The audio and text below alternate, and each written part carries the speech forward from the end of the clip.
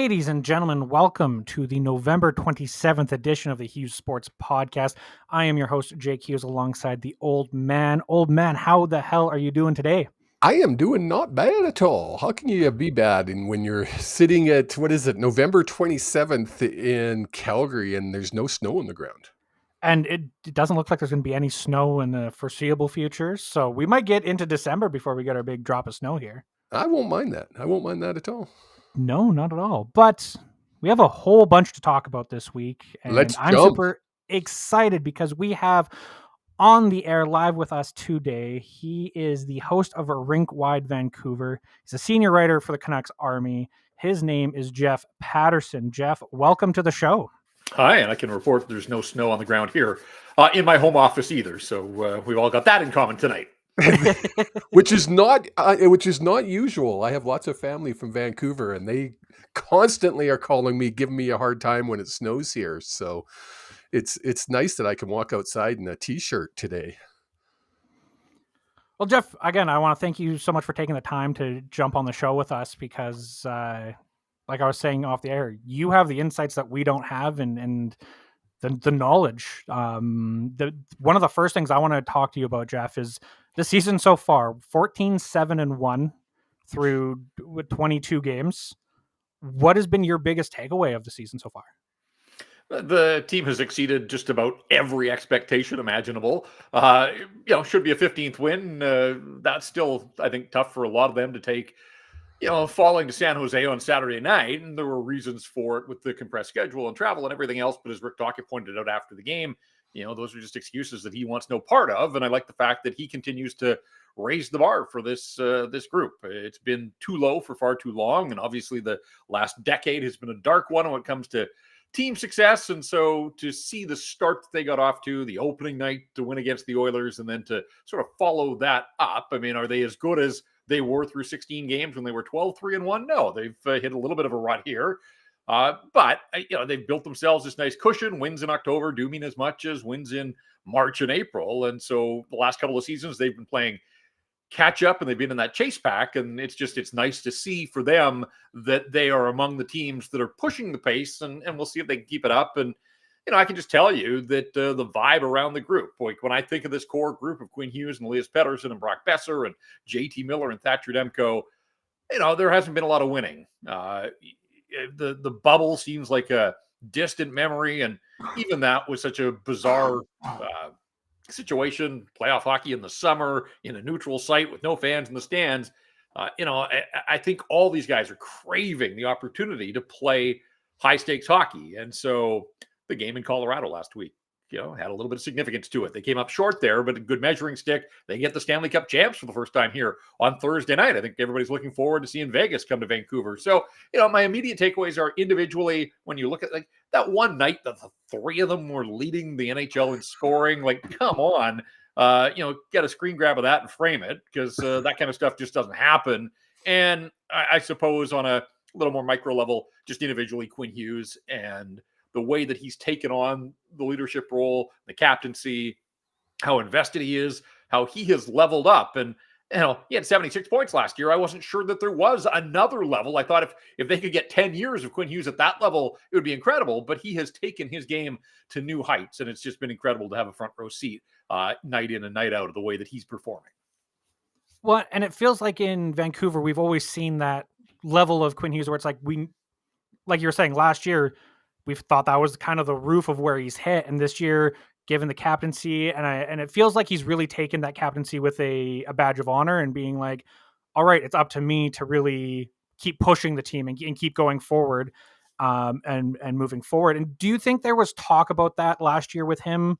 Because there was, after the Bo Horvat trade, there was a little bit more, I would say, ownership from Quinn Hughes in the media when talking with you guys after the games. Do you think there was kind of he saw not a leadership vacuum, but a spot for him to be able to stand up and make those decisions? Yeah, I mean, I think there were a couple of answers to that question. You think back to the night in Tampa where Patrick Johnson of the Province asked Quinn Hughes about Tanner Pearson and his hand injury, and it was unvarnished, it was blunt. You don't hear guys sort of calling out the man very often, but he took the organization to task. And I think a lot of people thought, wow, like that takes some stones, and he's not the biggest guy in the world, but I think he gained. He'd already had a lot of respect as a player, but I think we're still forming opinions about this guy in that role as a leader. And then when they made the coaching change, and as you said, days later, the Horvat trade, at that point they put A's on both Quinn Hughes and Elias Pettersson. And from day one on the ground, Rick Tocchet has talked about his leadership group and the two-way communication between the coaches and that leadership group, and giving that leadership group a little bit of license and some leeway to speak up and voice their opinions and all those types of things. And then the final home game last year, where they hand the microphone to Quinn Hughes to address the fans after the game, again caught, I think, some people off guard, but he showed that he was more than capable of doing those types of things. So leads by example on the ice, but I think was still finding his voice last year. But I do think that opened some eyes to, hey, like maybe this guy is the guy to be the captain of this hockey club. And then, when you said you thought maybe he had reached his ceiling, I think we all thought, all right, he's so talented. He has the puck on his stick. He plays so much. He's got to be able to score a few more goals. And whether he scores 10 or 12, that's not a huge difference, obviously, but he should be a double-digit guy, just the role he plays, the power play, everything else. And I think he took that to heart. And it looked like he's worked on his release. And, you just see how much he's shooting the puck, 16 attempts the other night in San Jose, plays 30 minutes. I talk about that stretch of the schedule, 10 games in 17 nights. He played 12 minutes in the third period, 30 minutes on the night, and has 16 shot attempts at the tail end of that stretch. And I just thought, that's a guy that's invested. There were some others that didn't perform as well against the Sharks. And if they had a few more that played a little more like Quinn, maybe they scrape by and even when they didn't have their best, still find a way to get a result out of the tank the other night. But it wasn't for lack of trying from Quinn Hughes. So, yeah, he's been all world. And I think he recognizes now that he's getting the recognition that he has deserved for the last couple of seasons. For too long, he had been painted with the brush of, he had that one bad season in the All-Canadian division. He can't defend. Well, he's showing that, yeah, he can defend. And the best defense for him is spend the entire night in the offensive zone and have the puck on your stick all night. Well, yeah, and it feels like watching him, he was challenged that year from the organization, from media, and I'm assuming from other players being like, well, yeah, he's not defensive. He's an offensive defenseman. He came back the next year and was like, no, I'm focusing on defense. Then this next year, the talk was, okay, he's a defensive superstar, but offensively he can improve. And he came back and clearly worked on his shot and on his release and has really made a difference. And it's really nice to see a player like that who hears everything, I guess, and makes an effort to make those strides in his game. And to me, it's the difference between a star player and a superstar player. Yeah, and I mean, look, he was born into it. You just think of the family and the bloodlines, and I think that there's internal family competition. I do think he and Jack drive each other, and Luke's now in the league as well. And so the three of them, you've seen all the videos of them in the off season, and they're, whether it's playing basketball or in their basement, they've got a hockey room set up for a shooting gallery and stuff. I think internally they want to be the best of that bunch, and then that carries over to the broader concept or context of the league. And I think they recognize they've got the skills, and now you're seeing it as Jack is incredible to watch. He's one of my favorite players to watch as a forward. And then you got Quinn doing the things that he does. And Luke certainly looks like he's well on his way to becoming, a star in this league as well. So, if you're Quinn Hughes, yeah, the knock always was, how can he defend at his size? And he's shown he's not going to run you through the boards. That's not who he is, but He's got this incredible hockey IQ. He knows how to use the gifts that he's got, whether it is the body position, whether it's the stick, whether it's, anticipation and just trying to be one step ahead of other guys. And that's, I think, allowed him, I think all smaller guys come into this league with a little bit of a chip on their shoulder that they do have to go that extra mile. And certainly he has gone the extra mile and then some. And it's just going to be a blast to see ultimately where he can top out. He's already done incredible things, rewriting the Canucks record book over and over and over. And he's well on his way to doing it again this season. And, I do hope that we get a chance here sooner rather than later to see him perform in the playoffs, because that one occasion in the bubble, he was basically a point-a-game guy. Elias Pettersson had success in the bubble. JT Miller performed well. Thatcher Demko became Bubble Demko. I want to see more of these guys in the playoffs. And it hasn't happened enough, but certainly they've set themselves up now to get back to the postseason. There's still a long runway ahead of them here, but they've positioned themselves well through the first couple of months of the season. And you can almost smell the playoffs here in Vancouver, but they're not quite there yet. As a fan that goes back to literally 1970, watching the very first game, when you talk about the lack of playoffs, I'm like, oh, I just want to see them just go a couple rounds would make this old guy happy. Yeah. Do they need to make any changes going probably before Christmas, say maybe early New Year, to make that happen? Yeah, I mean, there just isn't much of a trade market before Christmas. And so as much as they may, be kicking some tires, it takes two, obviously, to pull off a trade. Now, if you look at Jim Rutherford's history over his time running hockey organizations, he's always been a guy that's tried to get out in front of the market to get the players. He tries to identify his targets and make those trades before everybody's shopping at deadline prices and the prices go through the roof. And so I'm curious to see if that trend continues. I think back when he was running Carolina way back when, they won the Stanley Cup in 2006. And I think Doug Waite was their big acquisition. That happened in January. I think they added Mark Recchi closer to the deadline, but they went out, Doug Waite was the guy they wanted. They went and they made that trade happen and sort of set the tone and maybe set the market rather than reacting to it. So I think you're going to see that, they've done well with the players that they've got. Obviously, Carson Soucy out for a while. There was already questions about, do they have to back up or beef up their blue line? I'll tell you this. I went to practice today. They gave Quinn Hughes and Philip Hronek the day off just because they've been playing so much. And that is a scary sight when you look at the Vancouver Canucks at practice with no Hughes and no Hronek, and you see what's beneath them on the depth chart out in front of you. So yes, I think Ian Cole's been a nice acquisition. I think when they're healthy, Tyler Myers and Carson Soucy as a third pair had sort of found their level and were playing well. And I was okay with both of those guys in a third pairing role, but it then meant that Ian Cole and whoever he was playing with essentially were the second pair. And so, is there room for an upgrade? Yeah, there's been a lot of talk about the right side of the defense. Ethan Bear is out there on the market, skating in Kelowna, getting closer, says he wants to be back by the end of December. Is he the answer? He might be. It would be pretty seamless, you would think, for a guy that knows those teammates, knows the organization, knows the coaching staff as well. But he may have other options. He may have better offers. So we'll have to wait and see there. That said, I think if this hockey club continues, if the players hold up their end of the bargain, then they're going to put management in a position where it's going to have to do whatever it takes to try to give these guys a legitimate shot. Are they cup contenders? I still think there's a few too many holes here. But when you look at the star power, when it's at the top of its game, like it was in that first month of the season, you dare to dream about what the group might be able to do once they get to the playoffs. Sorry, I'm just thinking a deep playoff run again. 2011 was just so much fun, and I just want the players to be able to have that in-person experience or fans experience, because a lot of these players haven't played playoff hockey with fans in attendance because the last time was the COVID bubble. And for the players, I'm sure that's got to be a huge thing to put under their belt as well.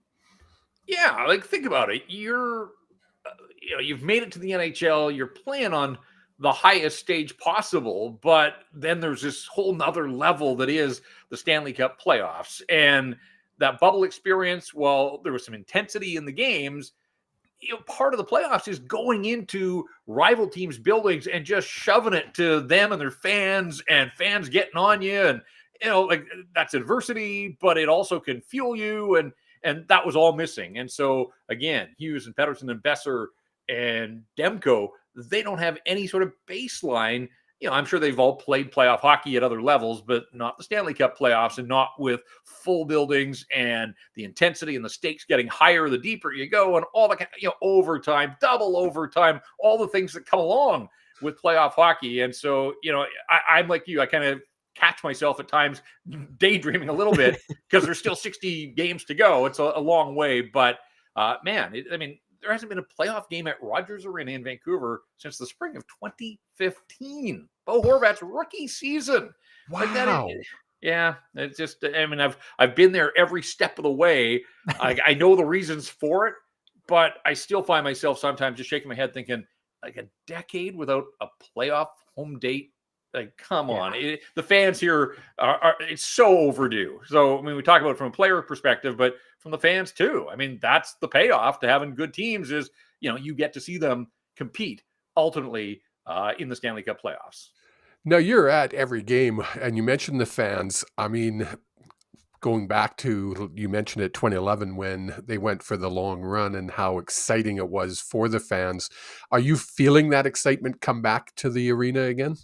100%. And I'll take you Nice. back to November the 4th, the Dallas game. Canucks had come off that 10-1 win against San Jose. They had run their record to 7-2-1 at that point. Dallas was the visitor. They were 7-1-1. It was a Saturday night, hockey night in Canada. And sure, it was not even a month into the season, but there was that crackle in the building. Like, I think people recognized that this was an early season sort of heavyweight showdown. And it's just something that's been missing in this market for far too long. Even opening night against the Oilers. You got the Oilers, it's McDavid. Opening night's always special. Now, we didn't know the sort of divergent paths that the two teams ultimately would go on for the first 6 weeks of the season. It was just opening night, and it was the Edmonton Oilers in town. And there was some buzz then. But then you get a month further, and the Canucks are off to this incredible start, and all these players are having individual starts. And there was some heft to that game against Dallas. It was a measuring stick game. The Canucks win 2-0. They shut out the Dallas Stars. And throughout that night, just some real energy in the building. The Oilers were back again. The Canucks beat them then. There have been a few others, but as I said, Vegas coming in on Thursday. Like, I would imagine that you're going to feel that on Thursday night. And these are early season. Like, you have to imagine that there will be bigger and more meaningful games down the way. But already I'm starting to sense that, a little bit of buzz back in the building, and it's been great to see. That's fun. I like it. Yeah. Yeah. It makes watching the games, even on TV, because can't watch them live in Calgary all that much. There's only a couple games. There's one on Saturday, but it just makes it more fun. Like, when you can hear the crowd get into it, and there is that sparkle, you get into it as a fan watching. So it's a lot of fun. Old man, do you have anything else for Jeff? I don't want to keep you too long, Jeff, on your Just the Monday last nights. question, just because Jake and I always do our picks for the week. We have 3 games this week: the Ducks, the Knights, and the Flames. How many are we going to win? What's the record going to be for this week? They should be able to take care of the Ducks. Ducks, I think, have fallen back down to earth after a nice start. And, they've got some good young talent, although Trevor Zegras not around. Got lit up by the Edmonton Oilers, so they're going to be in a foul mood, pun intended, when they arrive here. But they're still the Ducks. And I think the Canucks, coming off the loss in San Jose, had a good practice. Rick Tocchet liked the energy that he saw at practice, and we'll see if that carries over. So I'm going to spot the Canucks 1 to start, and then Vegas. For Vegas, they got off to an incredible start. And so often we see with Stanley Cup champs, there's that little bit of the short summer, the hangover, if you will. There was none of that. They were 11-0, I think, out of the gates. Yeah. They've spent most of the month of November out on the road. And when they get to Vancouver here, they're in Calgary and Edmonton before they get to Vancouver. The game in Vancouver will be their 8th road game out of 9. So, it's been a tough month for them. We'll see what they have left. I'm sure the Canucks absolutely will look at that as a game that they want to measure themselves against the champs. The champs get that every night, right? They see the best from just about everybody. So it's going to be a tough game, but, I won't rule the Canucks out. Get Thatcher Demko playing the way that he is. And then back into Calgary, and we saw what happened the last time they were there, although, again, there were some reasons. That was the end of a 5-game and 8-night stretch with a bunch of travel, and the Canucks just didn't have their best, and they went with Casey DeSmith that night. So I'm sure the Canucks will remember that and want to, show the Flames that this start isn't any sort of mirage.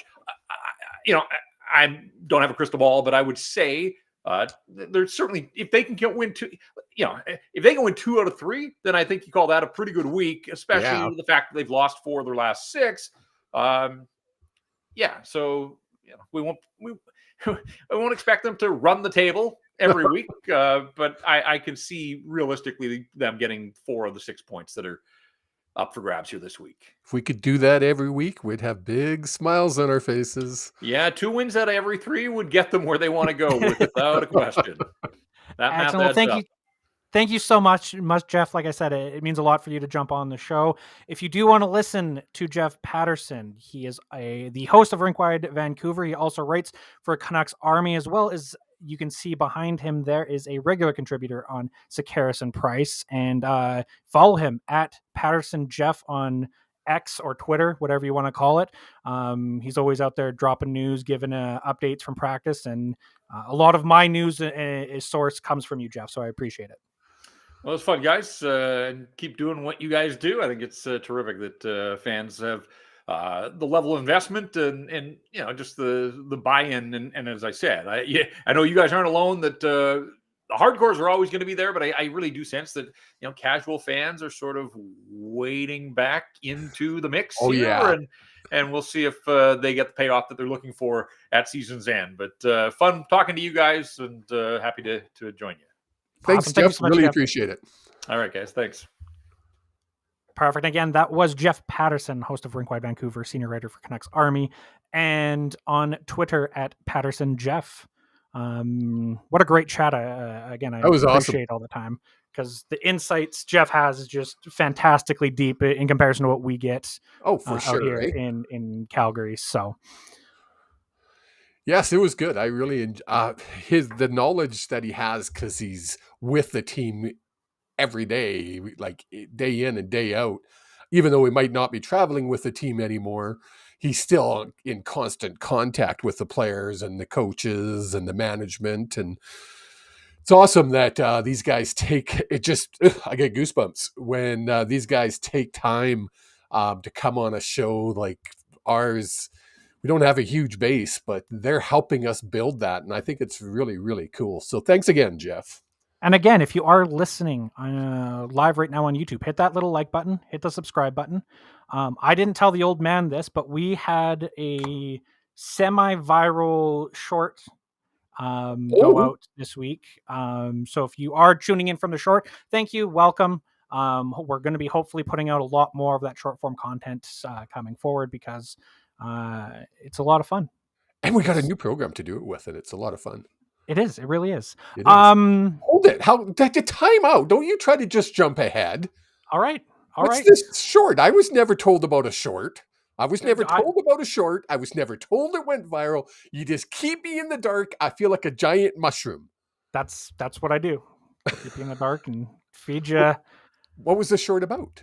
I think it was the conversation with Darren last week about the Pacific's time zone is the best time zone to watch sports. Oh, very cool. Because you're able to watch the early game, the late game, and then still go out and grab a drink. Oh, I'll have to send that off to Mr. Darren DuPont. Yes. He'll be excited to hear that. Yes, and if you guys did want to see all of those shorts, you can hit the little bell when you hit the subscribe button. You'll never miss a video. You can also go to our page on YouTube, as well as on TikTok and Facebook at HSP_pod, everywhere, and check us out there, because that's where we post things. Kind of cool. Let's talk about the Canucks a little bit more here, because the beloved CFL is kind of shut down for the next couple weeks until free agency. I believe that's not till January or February is when free agency opens. That is correct. So we will bring you news when there is news from the CFL. And there is one thing I want to talk about the CFL later in the show. But sure, I just had to go to YouTube, of course, and see that is a little bit viral for us. That's like, for us, it's amazing. huge. You guys are freaking amazing.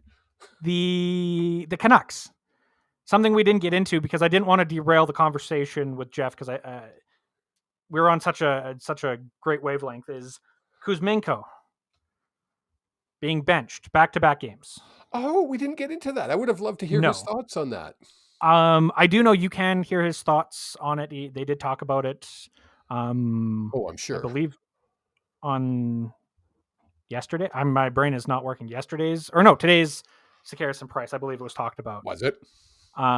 With him. But what are your thoughts? So Well, it was Canucks have funny been because when he was first benched, I thought it went back to him taking that puck in the face. Um, and nobody really talked about, at least I didn't hear a whole lot about that injury. He was off for he a game and then he came back.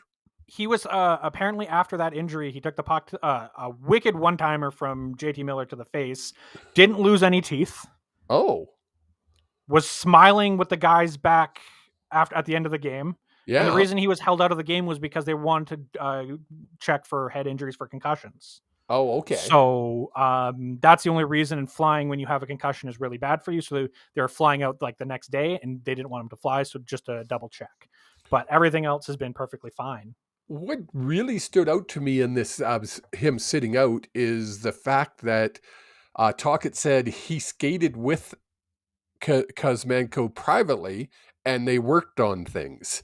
Now, I've seen this 2 or 3 times during the season, where you'll see a little short on YouTube or on Facebook or on Twitter or X or whatever you want to call it. And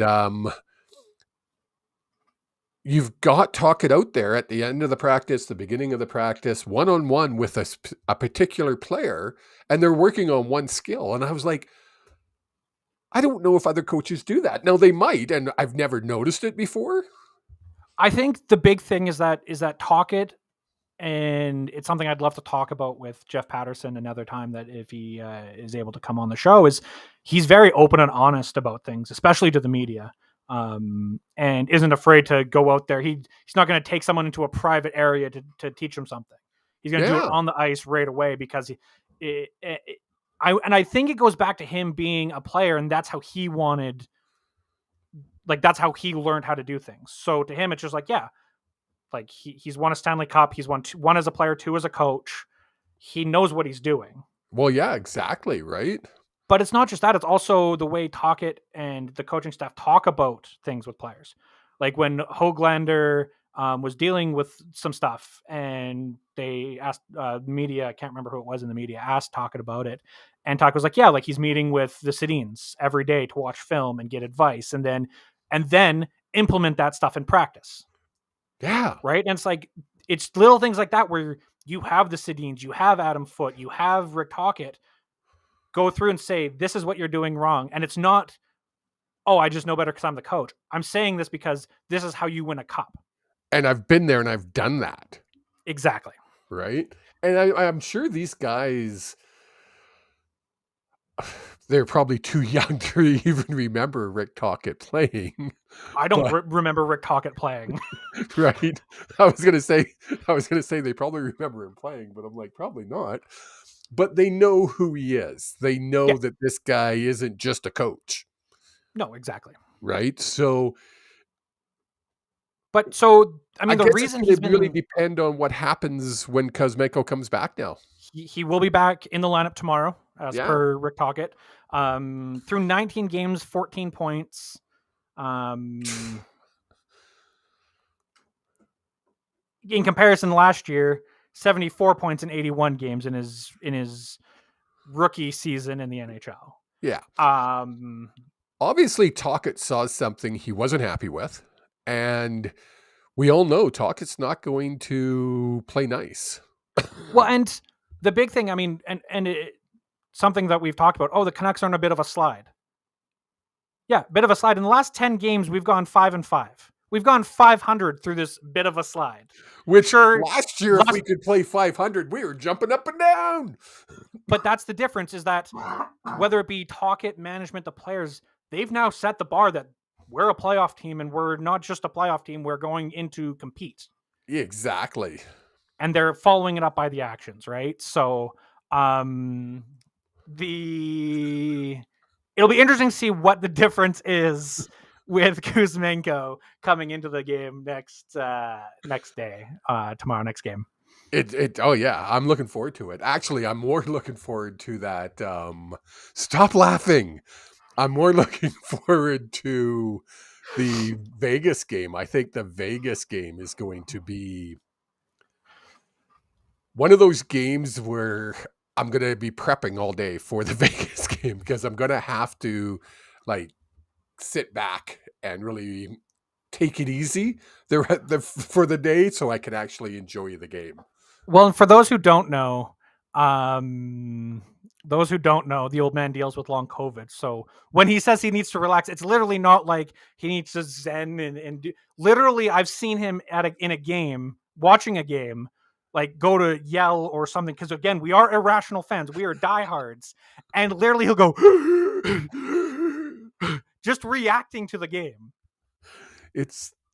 I've always been passionate about hockey. I've always been passionate about football, Sports. right? It takes it to a new level when you're literally risking your life watching it. And I laugh when I say it because it's really not funny. But people have always said, you're going to give yourself an effing heart attack during a freaking game. Do you remember the time I'm going to talk about? Literally, I don't remember what year it was. 2009 or 2010, because I was in my apartment. And literally after the game, I think it was like a last second play, overtime in a football game. It was football. And it was definitely football. And we literally had to take him to the emergency because we thought he gave himself a heart attack watching the game. Literally went to the emergency. And that was long before COVID. So now with COVID, what COVID's done is damaged my lungs. So I don't breathe as well. So yes, D, I will rest up before the game. And yes, I'll try to keep breathing. It's a promise. Apparently it's vital to living. Who knew? Off the rails once again. This always happens. Before we jump into the last couple things I want to talk about, unless you've got more Canucks things to talk about, because there was something else I wanted to bring up, but that's not Canucks related. That's NHL related. No, it was something about the Canucks. But carry on. Predictions for this year, or for this week. For this week, I'm going to agree with the expert, which I had already looked at it before, and I could see 2-1. I could see 2-0-1. I could see a loss in overtime against Vegas. I can also see 1-0-2, 2 overtime losses with the Flames and the Golden Knights. I could also see 1-2. Yep, very easily. Right? So I'm going to go with the 2-1 and hope for the best. I'd love to see us go 3-0. To me, the biggest game is going to be tomorrow's game against the Ducks. Bounce back, because we need to show bounce back, and that's where I didn't get to the point with Kuzmenko. We played in Saturday. We played in Seattle on Friday. Yeah. Flew down to San Jose for the Saturday game. It was very shocking to me that Kuzmenko didn't get in that second game just because he was fresh legs. Well, yeah. And obviously it was something I'm sure they discussed before the game. I give a lot of respect to these coaches that they are great at what they do. But to me, that's the one thing this year that I look at the coaching staff and I question, was it really the smartest idea to do that? And not get someone who's fresh and maybe ready to prove himself in a game where everyone's going to be tired, and that extra little spark might have been the difference. Yeah. But in the predictions wise, yeah, I think if we can get 2 out of the 6 points, if we can get 3 out of 6 points, I think that's a success. Huge. If we can go 1-1-1 or 1-0-2, like anything 3 points and above is a bona fide success. Yeah, 2 points and below is a bona fide failure. Yeah. Then we have to kind of go, uh-oh. And I really love the talk there from Jeff about Bear, because to me would probably be the easiest solution right now. And I wanted to, as he was talking, I was like, do we have like the cap room? Like, where would he fit in cap wise? Would we have to obviously send someone down? Yeah, we'd have to send someone down, probably a Noah Juleson or someone like that. But I don't know. Making them league minimum. But it depends on what Bear's going to sign for, because you could, in theory, I believe, and again, because it's an in-season contract, I know there's a lot of different rules and regulations, and how the cap is calculated is it's a daily cap. It's not like how we always look at it, that it's 82.5 million. It's 82.5 million over X days. So your salary cap is actually done per day in the season. I see what you're saying. Yeah. So when you sign a player to a contract mid-season, it might be a $1.85 million contract, but the cap hit is only going to be X because there's only so many days left. Right. I got what you're saying. Yeah. And there's so many different things you could do there, but you could also make it a very bonus-loaded contract where if you have the cap space, you can pay out the bonuses on this year. And then, as much as I hate to say it, because we just keep kind of pushing things down river for future years, is you've got a few extra $100,000 in cap space or cap hit from those bonuses. Yeah, exactly. So lots of different ways you could go with that. Yeah. Staying within hockey, it's something you brought up and something I was looking into as well, because some insanity, but just inconsistencies within the Department of Player Safety, DPOS, between what's a fine, what's a suspension, what's a match game penalty, because I believe it was it, who was it? I have no idea. The two-handed whack-a-smack. He was playing whack-a-mole with that guy's head, Jake. Yeah, it was like, you talk about intent to injure. Holy crackin' doodles. Yeah, it was Jacob Trouba. Yeah, so he gets a $5,000 fine. And which is the maximum allowable under the CBA. So, but he didn't get any games. And it was a two-handed, if you haven't seen it, go on, you can find it, just search Trouba / two-handed across baseball swing across the face. It's like right here, right across the side of the head. And he gets a $5,000 fine. And then we look at I don't know which Canuck player it was. You got to refresh my memory. That slew-footed that Hoglander. Slew-footed. It was a slew-foot, yeah, somewhat. It wasn't like he intended to frickin' drive him through the ice. He just took his feet out from under him. Dirty play, but he also gets a fine. Yeah. And really, whether it's a $2,000 fine or a $5,000 fine, it's pennies in the bucket. It's like $10 and $20 to you and me. 100. It's going to be like, this is stupid and I hate paying it, but I'm going to pay it.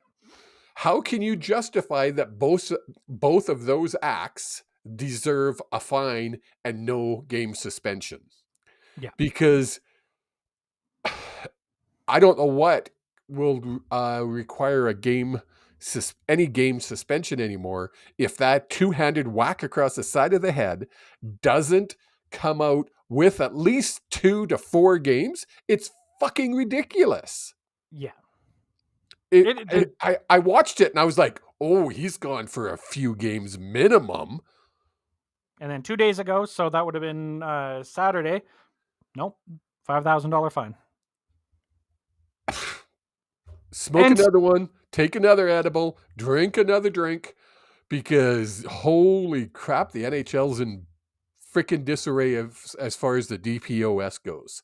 But the problem is it's always been that way. It's been inconsistent, and they look at things that don't matter to the situation to generate things. Let's go back and look at Albert's hit in the 2011 playoffs.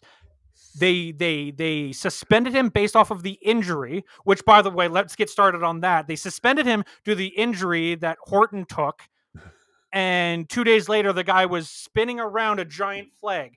If you have that serious concussion of that degree that they were claiming, you're not swiveling your head back and forth like that in front of a flashing audience. I'm sorry, it's not the case. Yes, This is a 12-year-old gripe I'm still holding on to. There's kids. There are kids on YouTube right now watching us who have no clue what I'm talking about. Jake, but this let has it been go. The issue with, let it go, this has Jake. been the issue with DPOS ever since it's been brought into the public. The $1 million question. Are you ever going to let that go? No, that wasn't the $1 million question.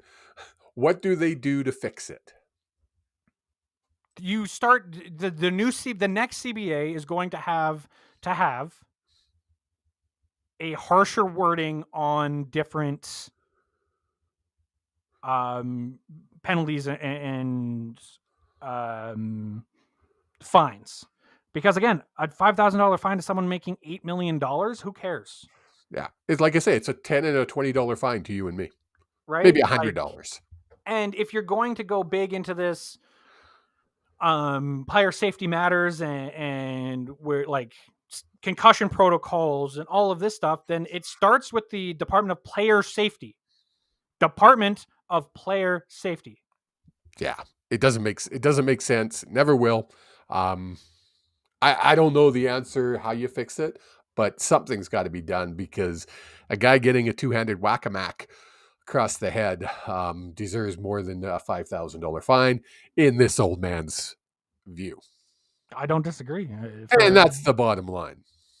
You're not Stone Cold. Please do not do gimmick infringement on this podcast. The other thing I want to talk about in the world of I love that you can read my mind when I make a face. In the world of the CFL, it's almost like I grew up with you or something. In the world of the CFL, there was news last week. The Edmonton Eskimos had their yearly investors call. I don't know what they call it, but basically State of the Union to a team that's owned by the public, and very, very, very, very guided messages that they're going to look at private ownership for the Edmonton Elks.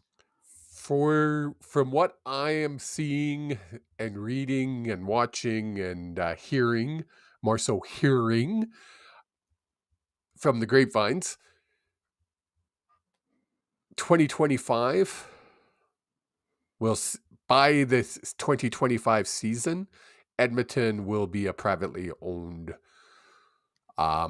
entity. Edmonton Elks will be a privately owned entity compared to the community thing, which, to be honest, I don't think is a bad thing. Tough decisions are going to have to be made in Edmonton very soon. Can they continue playing in the Commonwealth Stadium? There was a lot of talk about that coming out of the call, is that not only was there talk of privatizing the bringing in private ownership, but also needing a new stadium. Wouldn't it be something?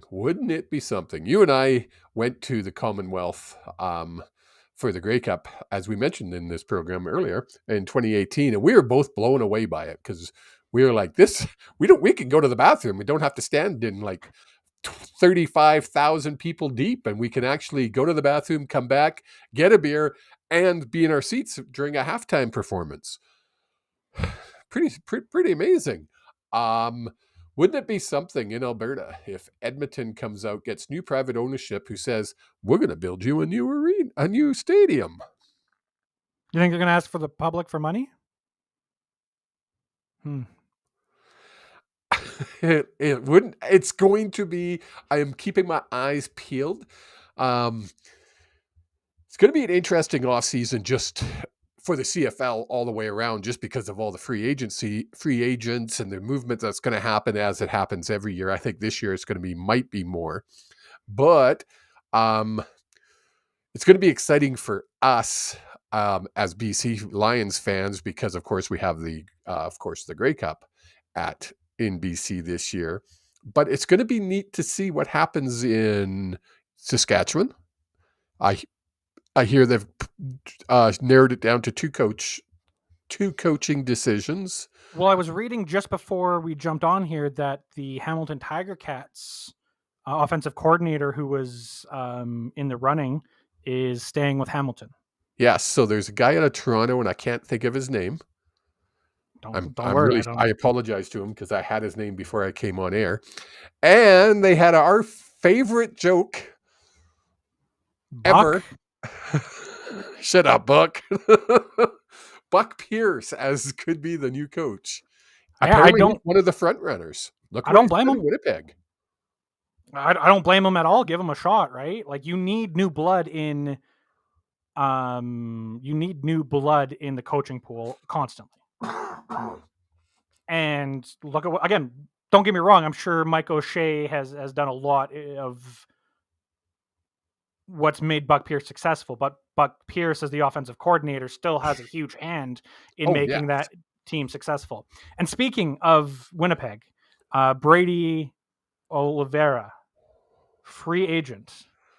And I don't know if you've seen the rumblings that I've been seeing, but there are rumblings on the Twitter sphere in different circles and different people that let's come on. You can't just give out this information without saying Smurf Mafia. We need you to all sit down. Well, I can give it out. Nice drag of that this is not breaking. This isn't breaking news. This is just purely rumor and innuendo. But that they cannot keep Brady Oliveira. They can't. The salary cap is too low for them to be able to keep him, and he's going to be demanding a lot of money, as he should. He has been the best running back in the league for the last 3 years, hands down. What team needs a running back? And a team that might really want to make a push for a Grey Cup for some reason or another. I'm not sure. It's got a pretty good quarterback who's got some great receivers, an O-line that could use a little bit of improvement, but a running game that was non-existent this year. BC, nothing would make me happier in the offseason for me to be able to go back to all my Smurf Mafia haters and lovers and tell them, "Aw, Pumpkin, did we take him from you?" It would just make me happy. Well, and he's talked about it because he is Winnipegian, Winnipegite. He's from Manitoba. And he's from Winnipeg, is what I'm trying to say. So what the are you trying to say? Are they Winnipeggian? Winnipeggers? Winnipeggers, aren't they? The Google machine will tell me. The Google machine. But he's still so young. He's played for his hometown. He's only 26 years old. Yeah. If you're the Lions, you best be taking him out if you're from and showing him the fact that Vancouver's a much, much nicer city than Winnipeg. Look, there's a reason the Mafia are all over Canada. No one wants to stay in Winnipeg. So they are called Winnipeggers. All right, then. The Google machine answered. There we go. What's your mom going on about? Something about I wonder where Jake learned that from. I don't know. She's always behind us. I don't know if what she's referring to, so we'll leave it at that. That's fair. Any other CFL news? I've been out of the loop. I'm really hoping the CFL takes a look at their operations cap going into this next season. It's probably one of the worst put together, worst conceived. I get the idea behind the CFL has ever had. No, let's calm down now. There's been a lot of terrible ideas the CFL has had. But let's breathe here for a second. But I like the idea there is smart. The implementation of the idea has been broken. Yeah. Well, when you can't fire a coach because of your operations cap, there's an issue. Yeah. Yep. The only reason Chris Jones is still in Edmonton. Yep. Yeah. So, no, I think there's gonna be a lot of discussion around the CFL this offseason. And I hope the big thing I hope is that this season had a lot of bright spots, a lot of attention. And I hope they continue building that. By not just going silent in the offseason. What happened there? You just went quiet for a second. No, you completely froze on my end. Oh, did you? Did I? Oops. Yeah. So yeah, I hope they keep the momentum going. They don't just go quiet in the offseason like they normally do, and they build to 2024 rather than just and the season starting now. Well, first off, they've got to get their. Almost swore again. That would have been 2 for tonight. Good thing I signed that house over to Amanda back in 2004. No. Ooh, yeah, it was. We were in the. It was 2004. I was thinking the old hood. Yep. They got to get the people are like, what are they talking about now? They've got to figure out their stats. It's embarrassing for a league of our stature, I'll say. It's been around for 100 and blank years. 110. This was the 110th Grey Cup. To have their stats non-existent. There's no excuse. It's inconceivable. So that's number one. Get it fixed, people. It's not hard. If every other app out there, sports app out there, can put your stats up, I think you should be able to figure out how to do it. I'm just saying. And they're gonna blame the company that they hired, and the company that they hired is gonna blame the CFL. Yes. I don't care who you blame, just fix it. Second thing they have to do, for the love of all things football,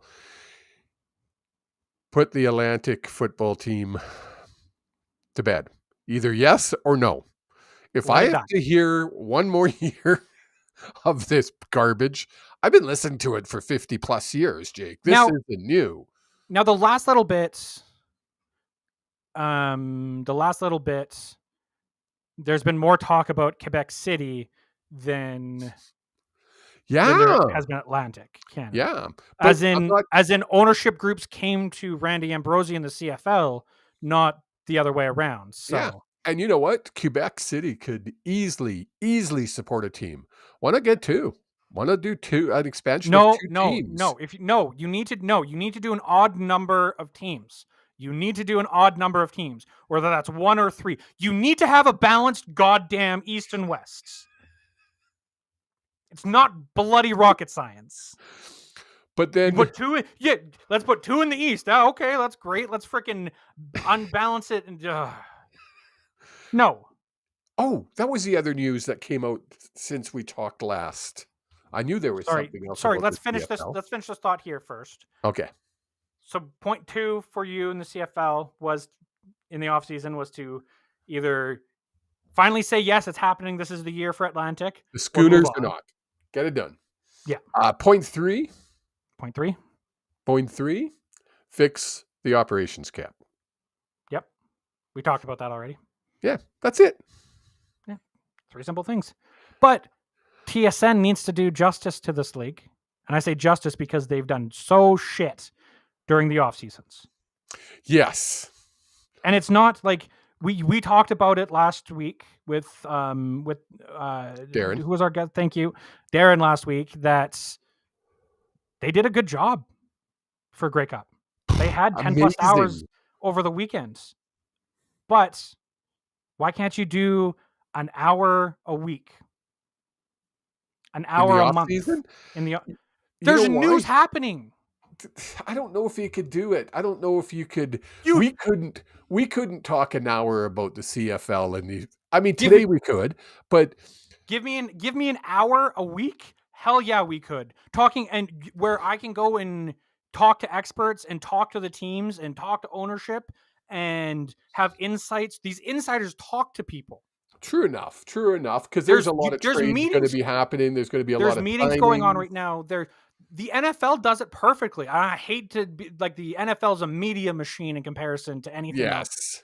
But the offseason, you know what they're talking about on ESPN and on Fox Sports? It's not hockey, it's baseball, it's basketball, and it's NFL. Those are the 3 things are constant because the baseball season never bloody ends. And football season it's off season, it's training camp, it's regular season, it's playoffs, it's off season. And I talked to Rod from the Rod Peterson show on a regular basis, who's now living down in Dallas, in Boca Raton, Florida.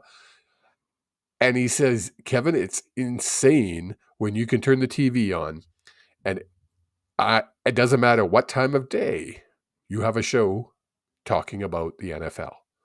It's all day, 24 hours a day. They're talking, and it's live.